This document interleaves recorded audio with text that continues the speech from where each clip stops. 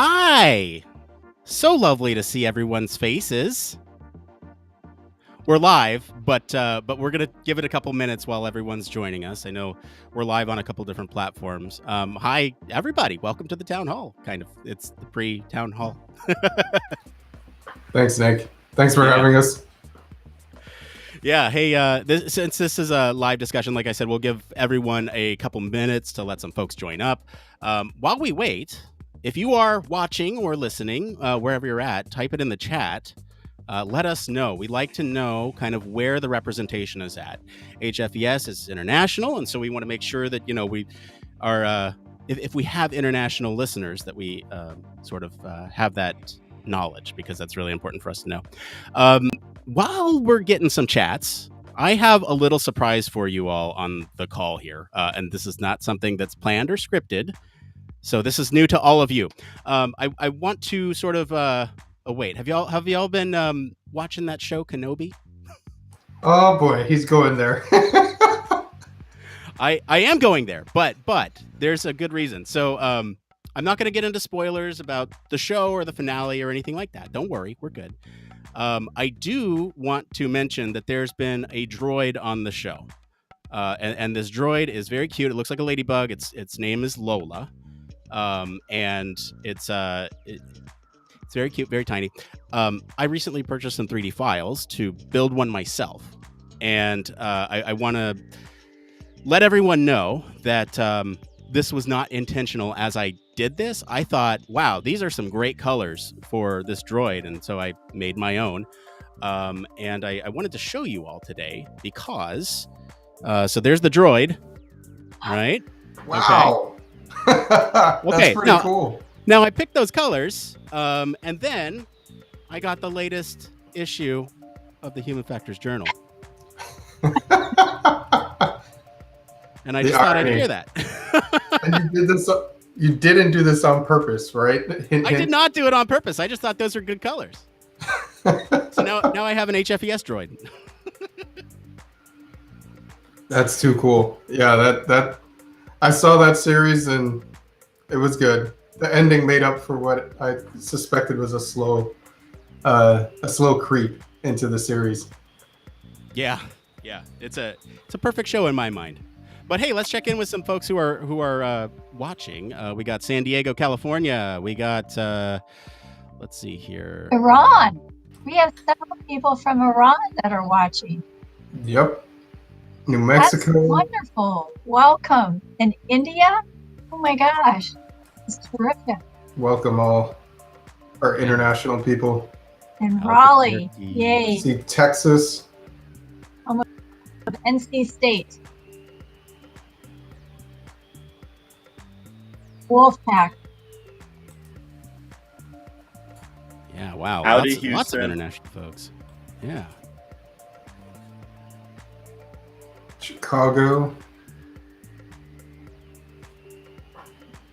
See some folks. There's Hossein in Seattle. Judy in Albuquerque.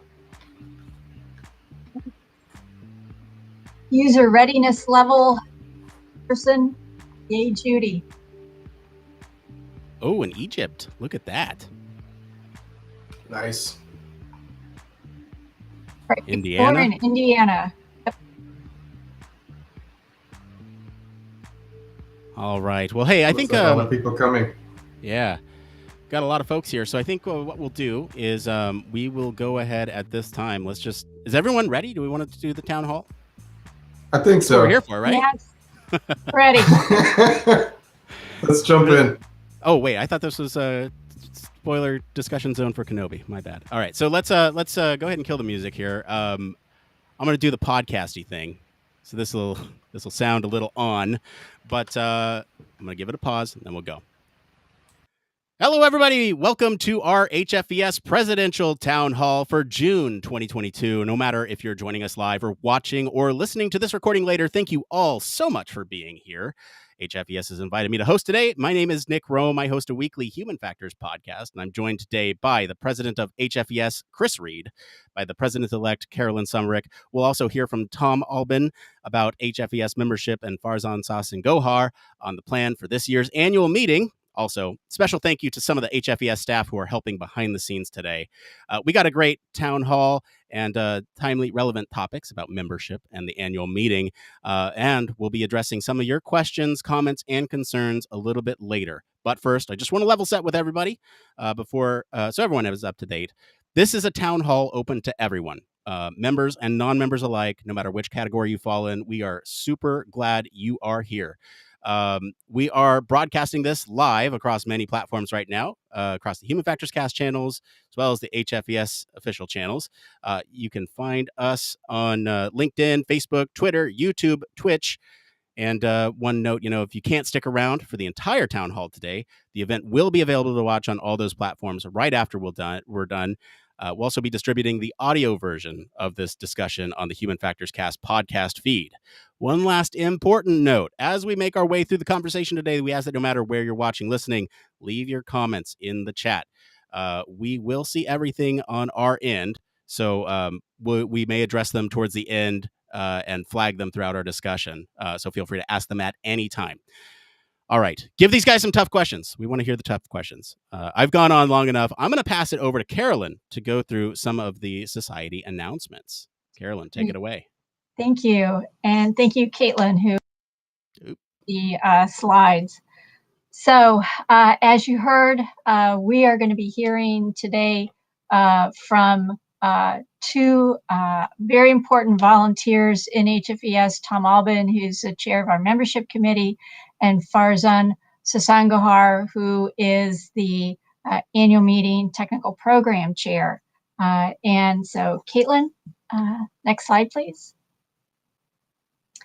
Great. So what we're going to be talking about today, very briefly, our agenda is updates on announcements, which you're also probably seeing those through the bulletin when you get that. If you're not getting the bulletin, I just want to bring this up because this came up not too long ago. If you're a member of HFES and you're not seeing emails from us, it may be because you have something set in your HFES membership that you don't want to receive emails. If you don't receive emails from the society, you'll miss the bulletin, announcements on events, and all of that. So if you're wondering, hey, I'm a member, but I'm not hearing anything from HFES, check to see how your settings are, or contact there's information at HFES. I think that would be the email address, but check on the website for that if you're missing information about the society. On this slide, you can see our photos from our prior to town hall. So this is the third one that we're having. The last one, which is a picture on the right there, were people who make our outreach division go and are very active in that. So Caitlin, next, please. Great. And Nick mentioned to put comments in the chat, but we'd also like to hear from you after the town hall's over. And so this is the link to that. And I think that'll be someplace else too, right, Nick? I mean, people don't have to very quickly write down what this link is, I hope. So we'll get that to you. No, yeah, the link will be in the description and the comments of this episode, or this town hall. Great. Thanks a lot. Okay, Caitlin, next slide.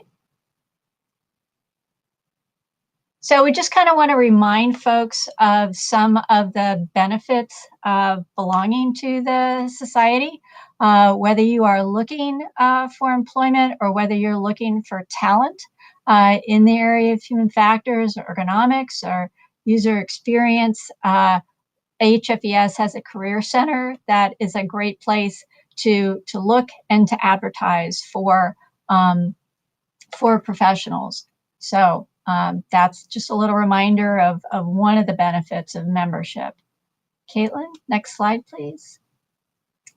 And as we're talking about membership here, We are a primarily volunteer organization, and if there is something that you want to get involved with, my gosh, I think you're not going to get any complaints from us about stepping in and contributing your great ideas and your time and your effort.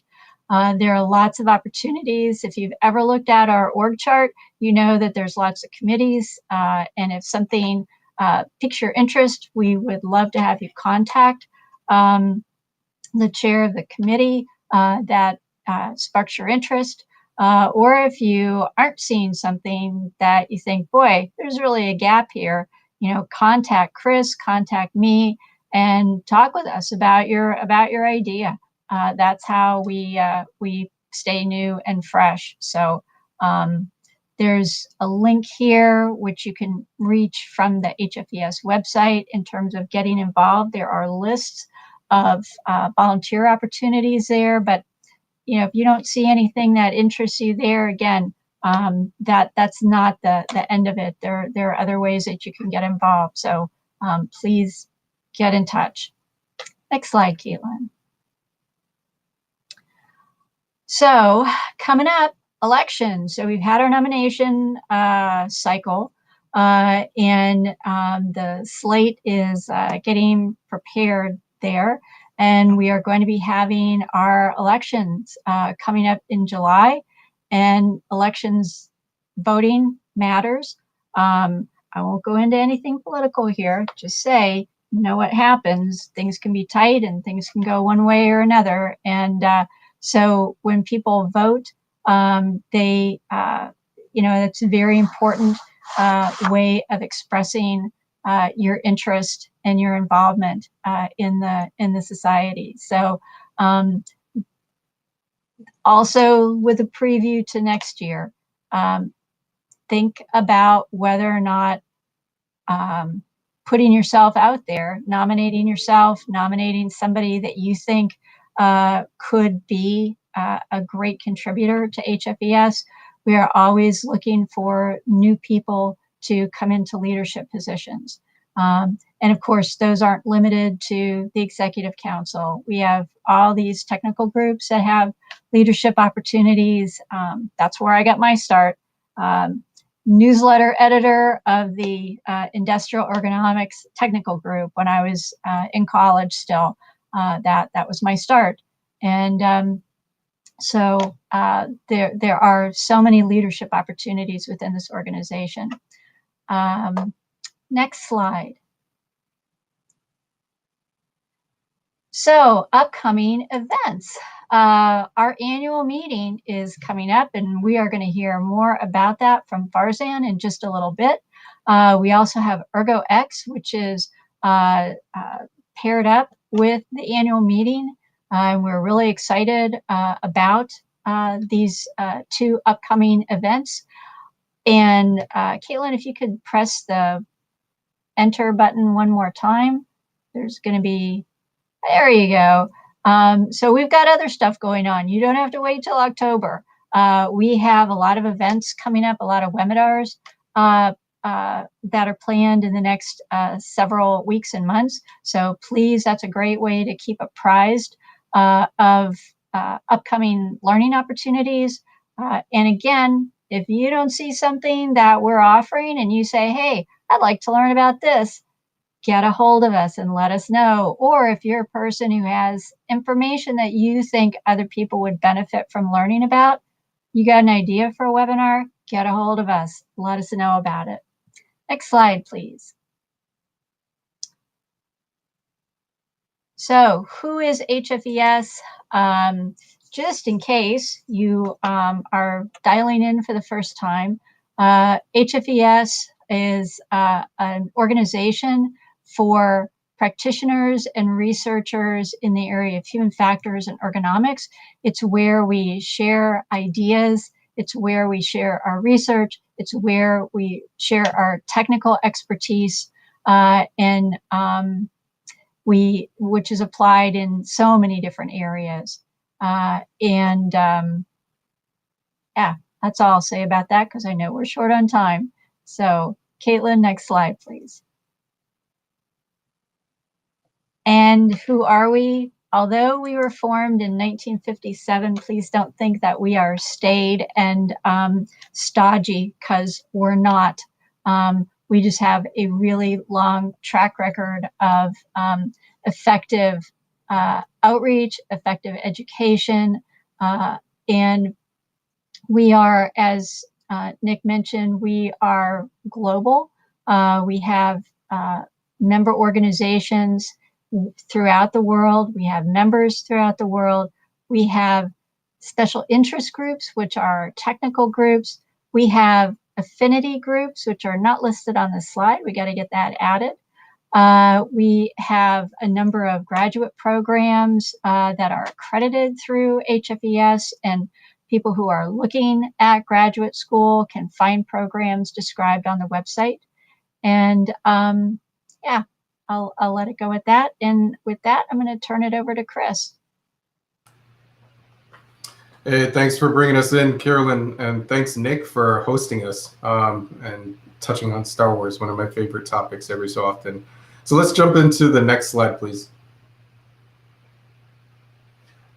You know, Carolyn brought us in talking about what's HFES and how human factors and ergonomics ties into the world. This basically brings us along those lines. You know, you have this circle of life, or this ecosystem, as I like to call it. It's looking at it from the perspective of what can be produced from the research side of the house and then transmitted over to the practice side of the house. So you see this continuous circle of life that essentially goes from creating needs and opportunities to providing solutions, providing people and resources. So that's something that we should always think about when we're doing this type of activity. How is HFE, or human factors and ergonomics, leading to help the world, help the US, help our state, or wherever it may be? Next slide, please. All right, let's talk about a couple of highlights that have come out of HFES in this last quarter. First off, congratulations to those of you who have been accepted to the annual meeting. You will be hearing more of that from Farzan, so I don't want to take too much of his thunder, but congrats to you guys. Also, congratulations to the new class of Government Relations Policy Fellows. You know, you guys represent the best of us on Capitol Hill for the US government side, so congratulations to that new class and good luck. And then there's also thinking about the things that we've done for write-ups. This year, we've been kicking off a lot of almost monthly write-ups for diversity, equity, and inclusion. So you see a couple of items that are on there. We're basically following the diversity calendar. So this month is Pride Month. So thinking about how human factors and ergonomics contributes to all these different efforts when it comes to diversity. Adopting governance culture. So thinking about the culture statement that recently went out. You know, this has gone across to our leadership side of the house. We want to make sure that when we're coming to the table, such as at the executive council level, we're thinking about, you know, accommodations, diversity, inclusion, integrity, all these different attributes that should be considered when you're running an organization such as HFES on the leadership side. And so this is this governance statement brings us a reminder of how we contribute to the table. Now, the other thing that's on here was we issued a policy statement on reducing medical errors by focusing more attention on human factors in healthcare. Now, that was based on some recent things that have come out on the legal side of the house and public media. It also led to what showed up on the healthcare symposium side of the house with a discussion on applying human factors and ergonomics to the Redonda Vought medication error case. And again, this is why we have to stay pertinent with what's happening in the public setting, with what's happening in real life. That relevance matters and human factors can contribute. Then this month, I also had the ability to reach out to a past president, Dr. Bill Maris. The two of us came together for the National Academy's Board on Human Systems Integration and talked about human-centered design of exoskeletons, an emerging technology where the BOCI organization has the ability to contribute towards synergizing US government agencies around this capability. The last on here is our Human Factors in Healthcare journal. That's our newest journal that's joining a number of other journals. It recently hit over 3,600 downloads. So that just came out in December. So congratulations to the Healthcare Symposium, or excuse me, the Healthcare Journal. Next slide, please. This is the last of the updates that I'll go into. One of the things that we've been looking at are memorandums of understanding, reaching out to our technical organizations that are out there outside of the human factors and ergonomics domain, and thinking about ways that we can contribute and learn from them at the same time. So the Applied Ergonomics Society, International Pediatric Simulation Society, and the Society of Petroleum Engineers are folks that we are now newly contributing and learning from at the same time. So congratulations to the teams that were behind these, and thank you for what you guys are doing with representing human factors and ergonomics in the world. Another thing to think about are service agreements. So accessibility and inclusion is an important asset of human factors and ergonomics. We recently signed on with Nell Koneski. That organization is looking at ways to contribute more accessibility and inclusion towards not only our in-person events, but also online activities. And then there was the public relations firm. So this one is our newest organization that we're working through, Tech Image. We're looking at improving the capability of human factors and ergonomics in the public domain beyond government relations. So thinking of social media platforms, traditional media platforms, this is going to bring us out more into the world and have us do more interaction there. The last ones I'll touch on are in work. So we're looking at a MOU, or Memorandum of Understanding, with the National Safety Council, currently looking at interviewing firms to elevate our digital ecosystem, engaging in updates to the Code of Ethics and the Code of Conduct. And we're also looking at these continuing the work with these task forces that are listed on here. So from the award side of the house, mental health, user experience or UX, standards implementation, website updates, as well as environment and sustainability. All good opportunities. Next slide, please. Many have seen this, but not many have. So this is our strategic roadmap. It talks about all the things that have happened under my watch as president, under my 3-year term, and transitioning into Carolyn's term. So it's a evolving document. It's a living document. You can see items in black that are completed, items in blue, and items still not yet in work. Today, we're going to be talking about membership and programming, or some of the events that we're doing. So you can see that one thing we're thinking about at the executive council level is ways that we can contribute to enhancing the value of what we do to not only our members and those who help us in leadership positions, but also those who are stakeholders, partners, and those who are outside of the organization. So advocacy is important there. That's what we talked about last time: diversity, equity, inclusion, things that we do within our committee organizations as well as our operations standpoint. Next slide, please.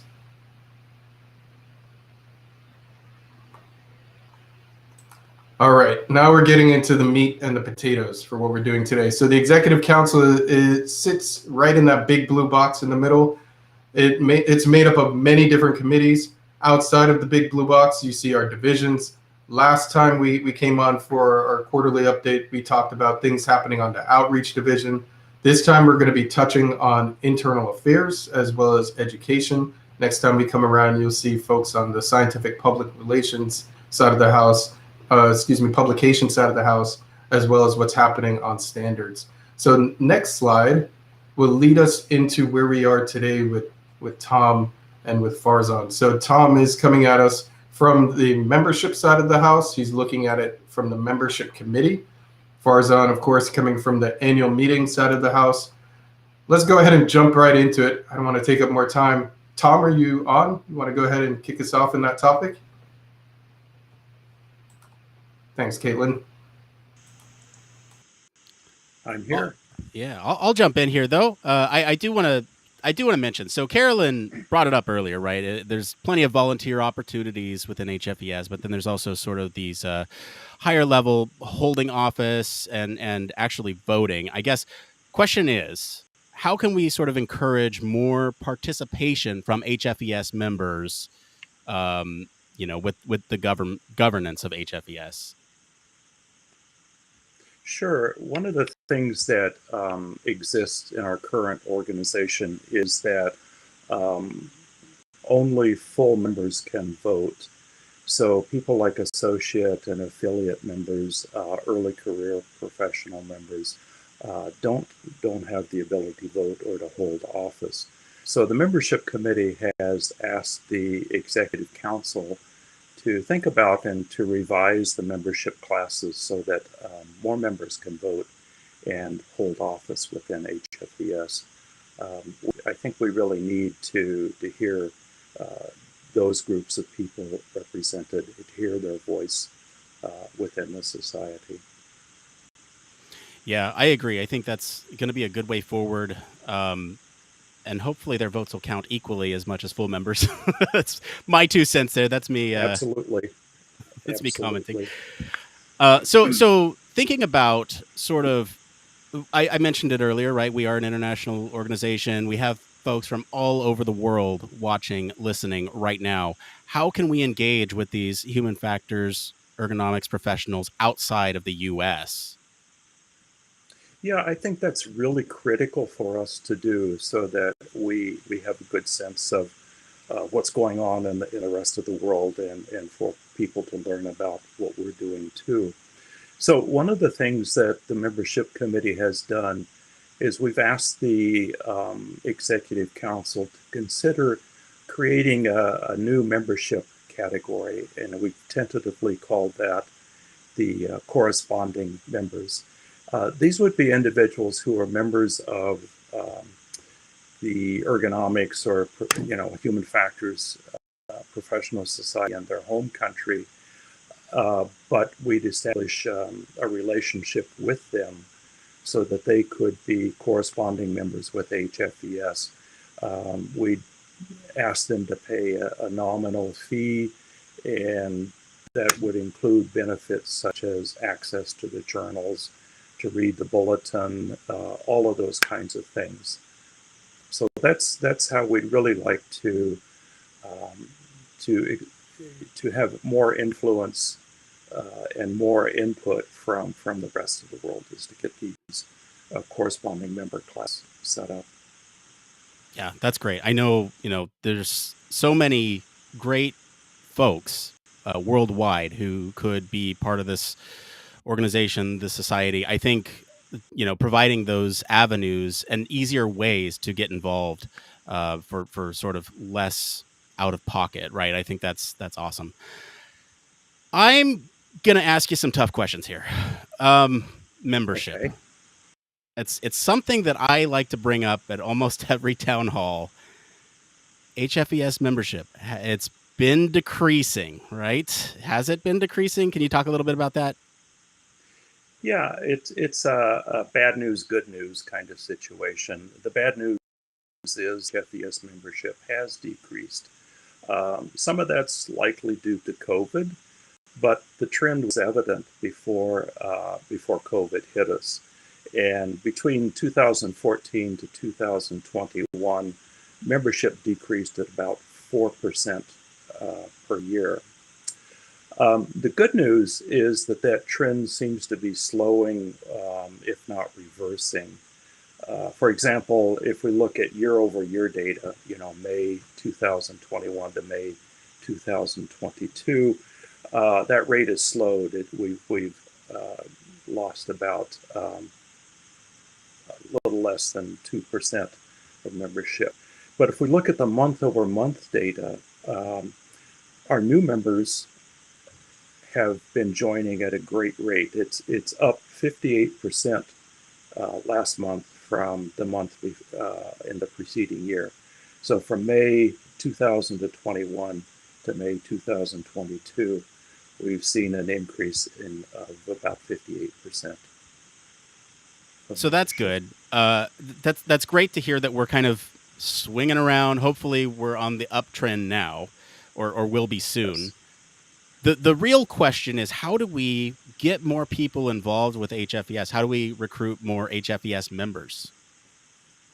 Yeah, I mean, we could talk about this a lot, but there are several things going on. I think that we do a reasonably good job of recruiting new people. But what we need to work on is retaining members. In other words, one of the questions we have to ask ourselves is, are people dropping away after they've been in the society for a year or two because they're not finding what they wanted there? If we look again at the change from May 2021 to May of this year, we've retained about 76% of our members. So that's why it's really critical for us to build mechanisms to find out what people expect, what people want from HFES membership, and then do our best to deliver that so that they find membership in HFES something that's valuable and that they want to maintain. Yeah, myself included, I think there's a lot of members and prospective members who really they want something back. Like, what's in it for me, right? What sort of benefits do folks generally do you hear about? What do they want from HFES membership? Well, two of the big things, we ran some surveys last fall of members and non-members. And the two things that really jumped out were practical training, things that I can apply on the job, maybe that I didn't learn in the classroom. And the other topic was networking opportunities. So the membership committee has initiated some practical training. We were able to negotiate with a couple of UX training providers and get discounts on training costs for HFES members. Those are programs. One is a diploma program that they consider roughly equivalent to an associate degree. The other is a shorter term boot camp kind of event, but both give certificates, both help people work on portfolios of work so that they have something in hand when they go to a job interview that helps them to stand out from the rest of the crowd. We're working on getting some similar kinds of training. I think Tom Roll mentioned that in the comment line a while ago. We're looking at practical physical ergo training courses that are offered by some of the universities in the U.S. Berkeley, Ohio State, Michigan, and North Carolina are the ones that come to mind. So we hope to provide a webinar that's like the one we did for UX training that will acquaint people, introduce them to the training that's available, and help them make the link if that's what they're looking for.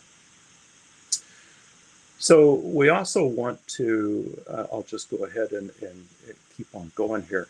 We also want to find out what people want. So we understand networking, it's pretty straightforward to set up networking events at a meeting, for example. But we don't know what the topics are that people want, or who they want to meet, or what they want to talk about. So we're in the process of asking people about that. So one of the things that we're going to be doing is at the annual meeting, we're going to have volunteers going around asking you, what would you like to see? What would you like to hear about? What networking topics, those kinds of things. So if somebody comes up to you at the annual meeting and asks those questions, please give us your input, because that's what we'll use to develop offerings in the future. I got a couple follow-up questions here, right? So we're planning to ask at the annual meeting, right? What about all the other members that might want to do a networking event virtually? Are we planning any ways to reach out to them to see kind of what a virtual networking event might look like? Yes, we definitely want to do that. We know that that's something that we could be providing year-round. So we are trying to explore that. To find out how we can set up events, how we can identify topics, and how we can put people in touch with one another when they want to network. Great. So is there anything else that we need to know about sort of membership at this time? What else you got for us? Anything? Yeah, one other thing. One of the things that we've heard that people want or need is ideas about how to write for social media, whether that's a technical group or affinity group or a student chapter or a local chapter. So we're in the process of planning a webinar that will talk about that. We'll have a couple of people present about how to tell a story on social media, how to write for social media. One of the great suggestions we got from a committee member was to contact some journalists who routinely write for social media. So we've recruited journalists to come and talk to us about how we might want to structure our social media content. Great. Well, thanks for breaking down membership, what's going on with membership. If y'all have any questions about membership, questions for Tom, drop them in the chat. We'll get to them at the Q&A portion. Now, I'm going to bring in Farzan to talk about this year's annual meeting. And this is going to be a fun discussion, I think. You know, I really want to know what's going on this year at this year's annual meeting in Atlanta. Can you tell us a little bit about that? Of course, Nick. So just want to start with a little bit of overall stats. This was a great year for us. We received more than 674 submissions in 7 different submission categories. Really glad to report all of our 26 technical groups are represented. They had submissions and they're going to be in this year's program. So it's a very deep and with a great breadth program. All these submissions were double-blind peer-reviewed. I'd like to thank our great community for volunteering again year after year. This year we had 1,630 reviews done for these papers, and we accepted about 300 lecture presentations, about 30 discussion panels.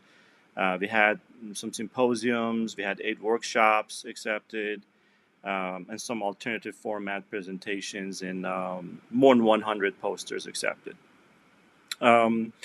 These papers were due last week, and we're in the process of putting them together in our proceedings. Registration is open since June 1st. We're expecting a great turnout this year because it's in Atlanta. I'm going to talk about Atlanta a little bit. Deadline for the discounted rate is August 5th, so please register early to take advantage of this great discount. And Atlanta this year is going to be great. It's one of the most exciting meeting destinations, in my opinion.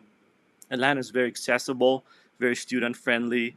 It's an airline hub, so it's easy to get to. City's very walkable, offers great dining options. We're working with our partners to form a local committee to put together some really great technical tours. As you know, 7 out of Fortune 100 companies are headquarters in Atlanta metro area. Of Coca-Cola, Home Depot, UPS, Delta, AT&T, and all these companies have major HFE or user experience teams and efforts. So what's new this year? It's a really exciting year because we have some new initiatives. This year, we're going to have a plenary session every day of the conference week. So thanks to Chris Reid's leadership, we'll have some great speakers this year, some really nice panels to kick off every day with some topics that everybody's interested in. Practitioner-oriented topics, diversity, equity, inclusion type of topics. So it's going to be a great event in that sense. Every day we're going to have some major speakers showing up starting the day for us. We're also inviting late-breaking submissions this year. You're going to see a call coming out in July, and we'll accept submissions in August. And these late-breaking presentations are really capturing latest breakthrough in human factors, economics research, and practice. They should be recent. They should be innovative. They should be high impact. And the format's going to be a little bit different than our general lecture presentations. We're going to have much shorter abstracts and shorter presentations. and submissions are not going to be published in the proceedings. But regardless, it's going to be a very important event for us. We're going to have two of those, one for general late breaking and one for our UX Day, our User Experience Day. Then this year, we'll have a special session dedicated to Society Awards to recognize our awardees and fellows. This new session is going to take place as part of our welcome opening reception on Monday afternoon. It's going to include the major awards. This year, we're going to have some acceptance speeches. We traditionally have great food and drinks. This time, potentially even some live music and DJ. Special thanks to the awards committee, awards ceremony committee that Chris put together. Chris, Carolyn, Ron, Boring, Nancy Stone, and HFES staff. They're working really hard to make sure this is an exciting event. So you really don't want to miss this opening reception this year. In addition to that, we have our receptions, a new reception this year for early career and practitioners together on Tuesday, and as usual, we have our student reception on Thursday. So many opportunities for social networking and having fun at the annual event. We've also been working very closely with our Council of Affinity Groups to make sure this year's annual meetings are most inclusive, most tolerant, most accessible meeting we've ever had. We're going to have several DI-related activities, at least 4 really good panel discussions on DEI that I can recall, perhaps more. This year we'll have an ombudsperson on site. We're going to have a new printed program that emphasizes DEI relevant program. We're going to have a new app that's going to have searchable DEI content. And then Society has recently hired an accessibility consultant, as Chris mentioned. And you're going to see more details of that coming out now soon. Wow, that was a lot. That's a lot of new stuff.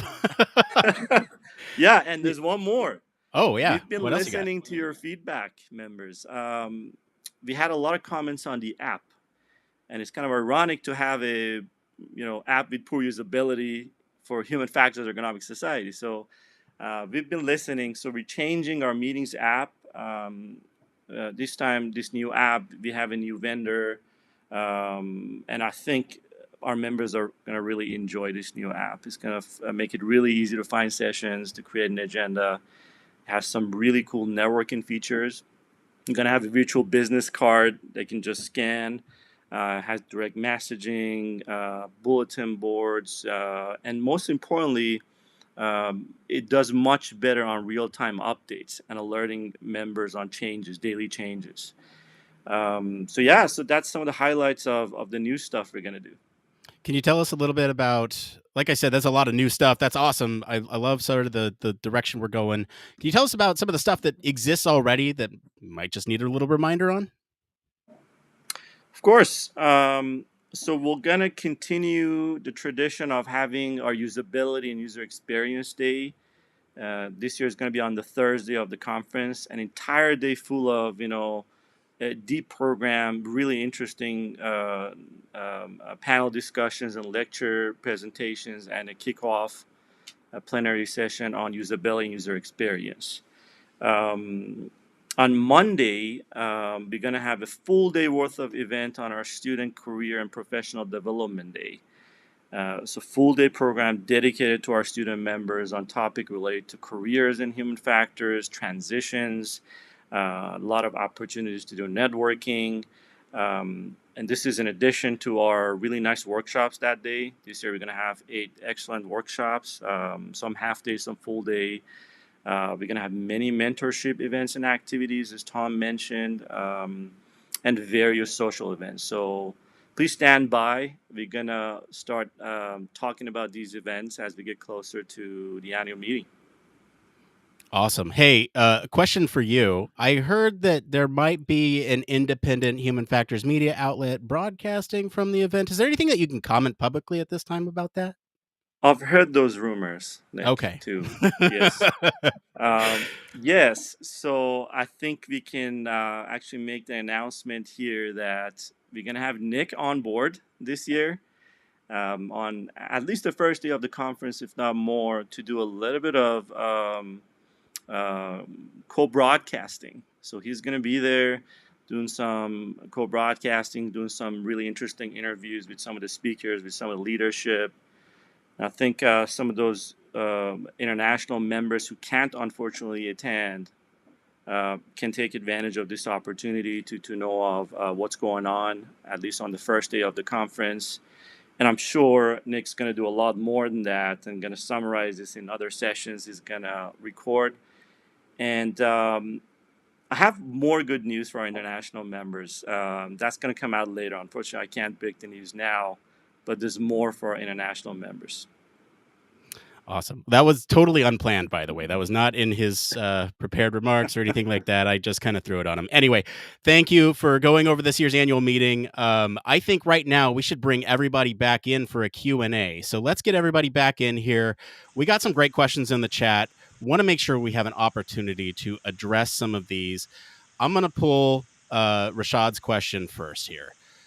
This one's a heavy hitter. Y'all ready for this one? Last year, the HFES Executive Council set forth a progressive action plan to explore and address diversity and inclusion. The plan included a number of measures HFES leadership intends to take and increase diversity and equity. Aside from the creation of a scholarship, affinity groups, and celebrating designated months, what other tangible actions have been taken or are planned to increase diversity in HFES membership? It's a great question. Who wants to take it?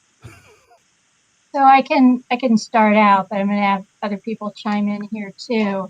One thing I want to say, yeah, it's hard to tell because we have not updated the website. That goes to the other comment there, which I apologize for, that we aren't doing a better job at keeping folks informed about what we're doing in this area. And so some of the things I will mention. So in Rashad's comment said affinity groups. Well, I want to tell you what some of the affinity groups are doing because that is a piece of it. You know, starting the affinity groups is one thing, but then what are they actually doing? They're doing some really great things, particularly around mentoring. A couple of the affinity groups are developing mentoring programs, and they're actually taking different approaches. So it'll be interesting to see, you know, what patterns seem to work, or do they both work equally well? Some of them are more like small groups, mentoring groups, and some are more of a pairing of one-to-one. So we'll see, you know, how those work, and I think those models will be really useful for sharing with the TGs as another mentoring other groups that could be doing mentoring as well.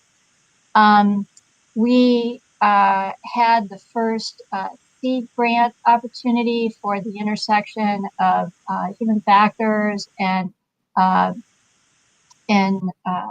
action against or anti-racism action. And those seed grants we awarded 2 of those last year. So those folks, in terms of timing, are going to be finishing up. These are 1 year in length. Those folks are going to be finishing up sometime later, like summer, early fall. They're going to be presenting at next year's annual meeting what their projects were about, what they learned. And then this year, we're running this again. We've had 8 proposals submitted, so that's super exciting. And we're going to be starting the review process of those. Please watch for a call for reviewers. What we do is we look to see what the areas are that are being touched on in the proposals, and then we put out a call for people with expertise in those areas. don't have to be a member of HFES to be a reviewer. And so that's another way that we're expanding and getting people involved and expanding the, our basically putting money where our mouth is. So those are just a couple of things. If anybody else with, Farzan, you mentioned at the annual meeting, certainly there's 2 or 3 at least presentations that are specifically either from the Diversity and Inclusion Committee or one or more of the affinity groups, correct? Absolutely. At least 4 discussion panels that are larger sessions, so they're getting a lot of attention. Excellent. And Carolyn, on top of that, this year the HF Prize, which is one of our most prestigious scholarly awards we give out, is on the topic of DEI. This is inviting our community to push scholarly work done on DEI. And then I'll just add one more item beyond that. We have the Listening and Acting webinar series that's been going on since 2020. And so every couple of months, we add a new webinar onto that series. And that's looking at, again, topics related to DEI from the perspective of race, ethnicity, women, socio-economical perspective. All these are different ways that we can touch on that topic. Awesome answers, everyone. Appreciate it. I want to remind everyone that's watching, listening, if you have any questions for HFES leadership, please drop them in the chat. We got a couple minutes left here. I do have one more question for y'all. This one's about college students here. This one's by Katie on LinkedIn. Many college students I have met either don't know about HFES or don't know they can become members or what they could even get out of a student membership. How do you think HFES can attract more student membership and get students to get more involved? Tom, I know you had mentioned some of this, allowing them to vote in some of these government or not government, the leadership positions. Do you want to add anything else to this one? And just to be clear, I don't think the proposal was to give student members a vote. We absolutely need what interest to members. To that effect, we have involved a couple of student member chapters about what could we be doing on social media to increase promotion and awareness of human rights and ergonomics. I think it's one of the things that struggle with as a society is to really push out information about the knowledge and goals that we have and how that would impact organizations and functionality of systems that other people set up. So I guess that's kind of a rambling answer. Absolutely, we need to get an increased awareness amongst students. We think that one way to do that is by developing more social media content and pushing that out so that students are aware. And to that end, we've definitely involved student and local chapters in the discussions of how we manage that.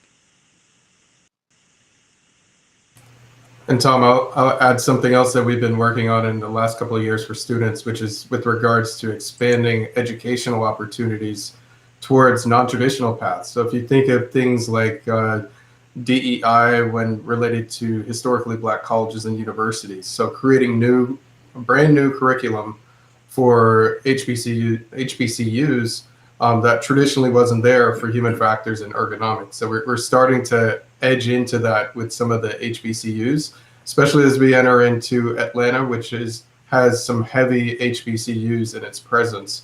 And then beyond that, thinking about STEM societies, so science, technology, engineering, math societies that are in the DEI format already. So we're thinking about like ASIS, the American Indian Science and Engineering Society. They have an MOU with us that we signed with them last year. And we're working with organizations beyond that, such as looking at for the Hispanic professional organizations, or looking on the Society for Agent Scientists and Engineers, or SWE, Society for Women Engineers. Lots of opportunities to expand again into non-traditional formats, but blending these different worlds to again look at how to improve access for human factors and ergonomics.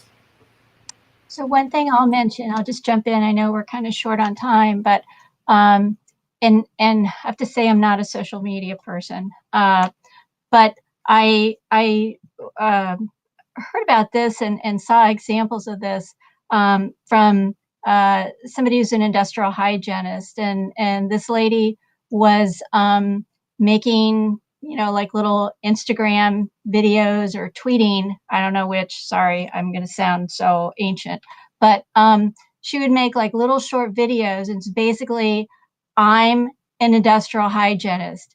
This is what I do. And they're very short. And then, she talks about the very interesting and exciting things that she does. And of course, she's passionate about what she does.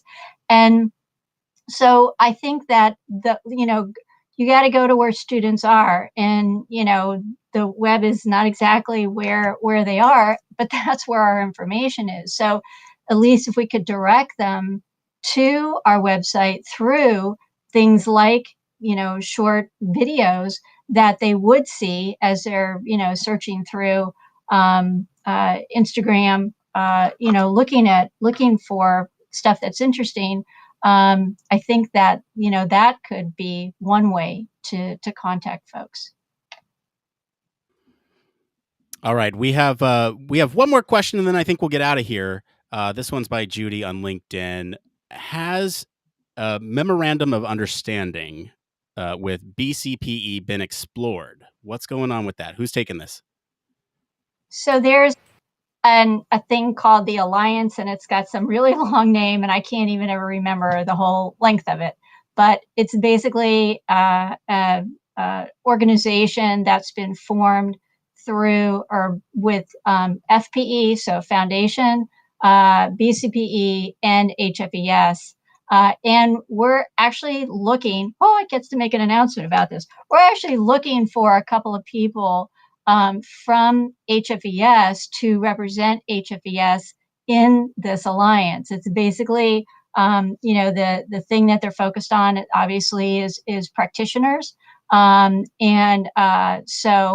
certification. So if you're somebody that might be interested in representing HFES in this alliance that is, again, made up of folks from BCPE, FPE, and HFES, get a hold of me. Let me know. All right, with that, let's go ahead and wrap it up for today. We sincerely hope that you enjoyed this town hall discussion today. If you like this, we invite you to join us next time for our next quarterly town hall, and join us at the annual meeting. As a reminder, there is a link to a survey in the description so that you can let us know how we did today, what you might want to hear from us in the future. I want to thank all the distinguished panelists today and everyone else on the HFES side of the house helping out behind the scenes, making this happen. You can always find the latest from HFES at hfes.org. We want to encourage you to join the HFES LinkedIn group and take a look at those HFES bulletins in your emails. Keep up to date with some of the society news. As for me, I've been your moderator or host, Nick Roome. You can find me on Human Factors Cast, our weekly podcast where we talk about the latest news from around the human factors world. You can also find me on social media at Nick Roome. Thank you again, everyone, for tuning into this town hall. At the end of my regular show, I like to end it by saying it depends, because in human factors, we all know that is the de facto answer for everything. So on the count of three, will everyone join me in saying it depends? Ready? 3, 2, 1. It depends. It depends. Thank you, everyone. We will see you in a quarter. Thanks, everyone.